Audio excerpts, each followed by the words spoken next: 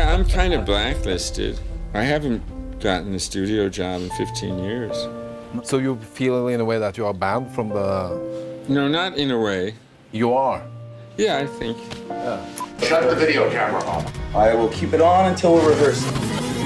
Oh, Val! Hold up, Val Kilmer didn't just dip out of Hollywood, he got erased. At the peak of his fame, when his star was shining the brightest, he suddenly disappeared from the blockbuster scene. No warning, no goodbye, just gone. And now, Mel Gibson is spilling the tea on why Kilmer refused to play by Hollywood's rulebook, and how that move might have wrecked everything for him. Let's take it back to the 80s and early 90s. Val Kilmer wasn't just a movie star, he was the movie, a Juilliard prodigy, the youngest one ever accepted, and packing serious talent. Casting agents were basically drooling over him. Yeah, he had that cocky edge, but he had the skills to back it up. He dropped hit after hit, Top Secret, Top Gun, The Doors, and don't forget Tombstone, where he played Jim Morrison so well fans swore he was channeling the rock legend himself. And when he rocked the Batman suit in Batman Forever back in '95, he officially became Hollywood royalty. But just as fast as he rose up, he vanished. By the time Batman and Robin dropped, Kilmer was out. No announcement, no reason. Just poof, gone. And stepping in was George Clooney. People were left scratching their heads, but director Joel Schumacher? Oh, he wasn't quiet about it. When he finally aired out the drama in an interview with The Independent, he went off. Forget subtle. Joel unleashed straight-up Hollywood rage. He didn't just throw shade, he chopped down the whole forest. He called Val psychotic and blasted him for being one of those overpaid, spoiled actors. He even said he prayed to never work with Val again. Then came the ultimate mic drop. He was badly behaved, he was rude and inappropriate. Then we had 2 weeks where he didn't speak to me, but it was bliss. But do you think that people found it difficult to work with you because of that? Yeah, what's the one past difficult? Impossible? Impossible. Yeah, I'm kind of blacklisted. I haven't gotten a studio job in 15 years. So you feel in a way that you are banned from the... No, not in a way. You are? Yeah, I think. Are your goal to get back or...? Yeah, I'd love to. I've always watched movies and wondered what I'd be like in that part. Let's be real for a sec. Since when has being difficult ever gotten a man kicked out of Hollywood? Come on now. This whole industry thrives on meltdowns and massive egos. Half these stars have flipped tables, screamed at crews, and still walked away with golden statues in hand. So, the real question is, was Val Kilmer truly out of line? Or was he just not kissing up to the right power players? Then the whispers started. Whispers of a blacklist. And Val, he didn't deny it. In one brutally honest interview, he laid it all out. Yeah, I had ideas, insecurities, obviously, about myself that I projected onto the movie business. Just the sounds coming out of my mouth, it was just absurdly unrealistic. So apparently, I have an evil twin. He said it wasn't about his attitude, it was about his refusal to bow down. Hollywood wanted silence, submission, obedience. But Val made one fatal mistake. He actually thought it was about the art. And that's when things start looking real shady. Around 1998 to 99, Kilmer's name just drops off the radar. And he's not alone. I was a dumb actor, but I did complain quite a bit when I was younger. I didn't appreciate the business that afforded me the lifestyle that I very quickly enjoyed. Very quickly. I starred in my first movie. I was the lead in the first play I did professionally. And now that I don't have that privilege, I wish that I loved more. I want to be a better person. I try to figure that out every day and of being more grateful. Mel Gibson, Wesley Snipes, Brendan Fraser, they all start fading at the exact same time. Mel, once Hollywood's golden boy, suddenly can't book a role unless he pays for the film himself. Wesley, slammed with a prison sentence over taxes his accountant supposedly botched. Brendan, disappears right after calling out abuse in the industry. Yo, is anyone else seeing the same pattern here? Because the internet definitely is. Val even said Hollywood reminded him of some creepy Wild West saloon. Walk in, and suddenly the whole room falls silent. That eerie, side-eye energy. But with time, he realized he wasn't just being paranoid. He was spot on. After the Passion of the Christ, Mel got iced out too. Every major studio ghosted him. Dude had to bankroll his own stuff just to stay in the game. Get back. Will you behave in another way, or? Yes. Yeah. In the way that gets me hired again. I was very outspoken about very specific things about the art. But it's a business. And I acted like it wasn't. Now here's where it gets even wilder. In 1999, Stanley Kubrick dropped Eyes Wide Shut, Secret Masks, Elite Parties, Hidden Societies. The whole film played like a coded message about the dark side of Hollywood, and it dropped right when these stars started going dark. Then Kubrick dies, but not just dies. He passes right before he could sign off on the final cut of Eyes Wide Shut. Suspicious? You bet. And word is, a whole 25 minutes of footage vanished, just chopped, deleted, like someone didn't want it ever seen. And you know what else happened in 1999? Val Kilmer quietly slipped off the A-list, just like that, gone. Now let's talk masks. Batman. Val's version of the Dark Knight wasn't flashy or charming. He was cold, haunted, broken. A man carrying secrets behind the suit. That wasn't just acting, it felt like a message. Like he'd seen too much. Like he'd worn too many masks, both on and off screen. See, Kilmer wasn't just acting for the cameras, he was documenting everything. From his childhood to movie sets to intimate moments at home. Like he knew someday, people might not believe him without proof. You know, I had a whole bunch of weird paranoid suspicions about what the hell was going on because there was a lot of stuff I couldn't understand. Right. And nobody was really bothering to explain it to me. They don't.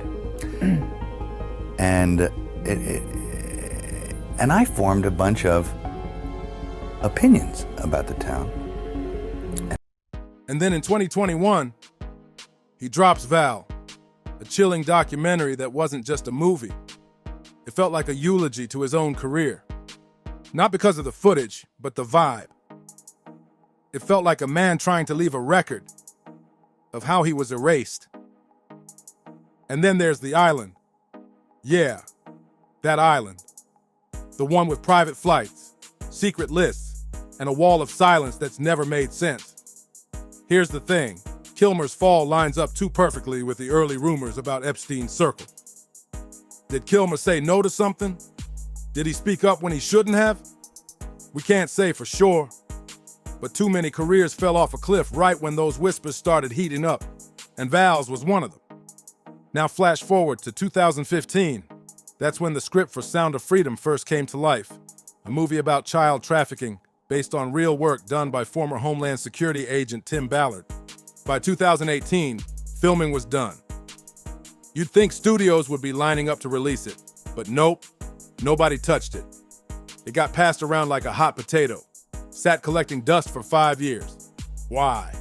Whole place can't be like, you know, Weird Town, you know, where the stranger wanders in and all the people are in the bar and they all shut up when he looks at them and they tell you don't go into the house on the hill, and it's like that. And then you go away and you think, no, I was wrong. I mean, that's insane thinking. I'm paranoid. I imagined that stuff. That couldn't be the reason for why so-and-so was acting like, could it? And then you find out later on the track that you are exactly on track. Here's where things get shady, because that film was originally going to be released by 20th Century Fox. But here's the plot twist nobody saw coming. Disney bought 20th Century Fox in 2019, and with that buyout, they inherited Sound of Freedom.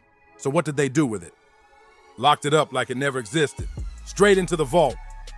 Gone. No promo. No release. Nothing. And that's when folks started giving serious side-eye. I mean, Disney, the studio built on protecting innocence, burying a movie about rescuing kids? It wasn't adding up, and fans started talking. Then Mel Gibson jumped in and lit the match. And when he speaks on Hollywood, people listen. Because he's been on the industry's blacklist for years. Since the late 90s, Mel's been raising red flags, calling out what he saw as the creepy, toxic energy running behind the scenes. I have thousands of hours of videotapes and film reels that I've shot throughout my life and career. Shut the video camera off. I will keep it on until we're rehearsing. Oh, damn! Back then, even he wasn't sure if it was all in his head, or if Hollywood really was giving haunted house vibes. But the deeper he got, the clearer it became. It's not paranoia if it's true, right? Mel once described Hollywood like some spooky small town where everybody knows the big dark secret, but nobody says a word. And one thing that really stuck with people, he talked about a powerful producer who allegedly told him something real disturbing. He saw the ugly side early, how the industry treats women, how it turns a blind eye when it comes to kids, how it protects the worst of the worst, and he didn't stay silent. He put it all out there. Producer I know, successful producer, I will not mention names, but his whole opinion about women on film, from beginning to end, is very brief. He says, women on film, either naked or dead. Both is better. And it's like, whoa. So when Sound of Freedom finally got an independent release and started making serious noise, Mel showing love to the film hit different. It felt personal, like he'd been waiting for this moment. And guess what? The film crushed it.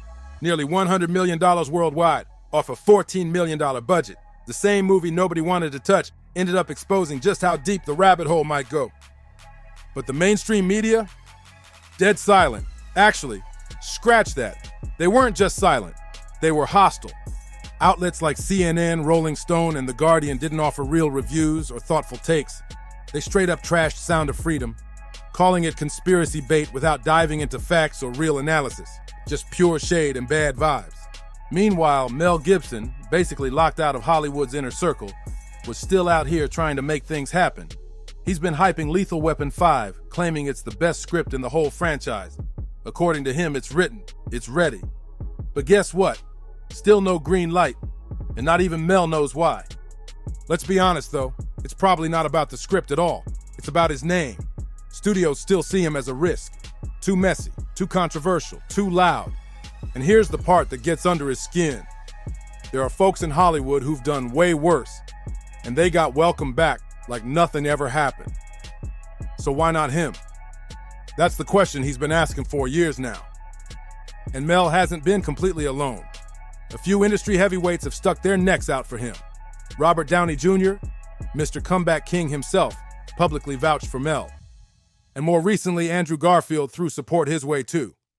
Is dead. Heavy D is dead. Andre Harrell is dead. The only two left are Puffy and Al almost died. Heavy D was found dead, face down in the heart attack. Andre Harrell, heart attack. Kim died from pneumonia, but there's the first coroner's report that said that she died. It was ruled a homicide, and they found toxins in her body to prove that she had been poisoned. You know, they have poisons that create heart attack and pneumonia-like symptoms. When Garfield was doing press for Hacksaw Ridge, which Mel directed, he made it clear. Everybody deserves second, third, even fourth chances. But let's be real. Hollywood isn't exactly handing those chances out fairly. And Mel, he's still waiting for his.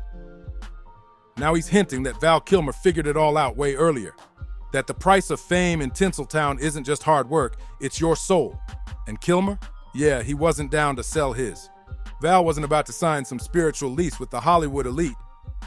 Mel basically hinted that Val saw too much, asked too many questions, and straight up said, nah, to that secret handshake behind the velvet curtain. And just like that, boom, the roles dried up, the script stopped coming, and the media flipped the whole story on him. It wasn't just about stepping away or dealing with health issues. According to Mel, Val didn't fade out, he got pushed out. All because he refused to follow the unspoken rules. That same silent system Mel's been calling out for years allegedly turned its back on Kilmer too. because he wouldn't play along. Now folks are starting to connect the dots. Maybe the blacklisting wasn't about ego or attitude. Maybe it was about exposure. Maybe Val knew things he wasn't supposed to. When he popped back up as Iceman in Top Gun, Maverick, it felt like a miracle. A moment. A comeback. I have an answer for us. It's been a while. Oh, you look great. But go back and re-watch it now.